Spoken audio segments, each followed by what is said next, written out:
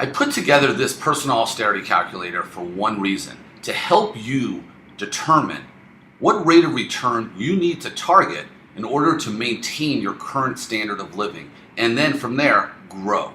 It's funny, I've been at this business for 26 years, managing money for people at all different income levels.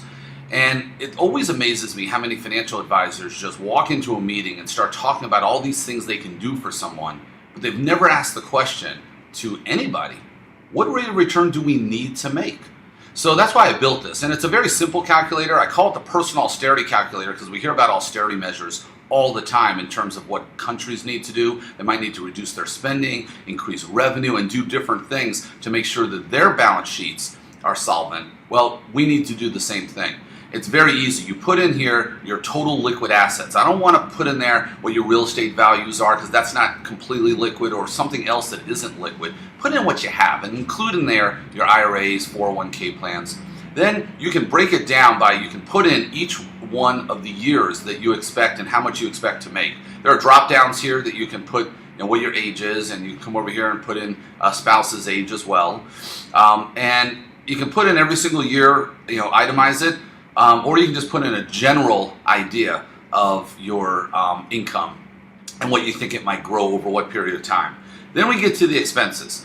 Put in your monthly expenses and put in what it is each month, not the annualized number. We'll calculate that for you here on the drop down. So if you put in, let's say you have monthly expenses, which could include groceries and your car payments and anything else that you spend every single month. Put that in there and then just give an estimate on how long that would last, how many years. Your monthly mortgage payments, put that in there, and then we'll categorize, we'll list it, annually again. Then you have your fixed annual expenses. This could be your insurance, something that you pay once a year. Add all of those up. Again, we could always, break them down, but just get a general idea.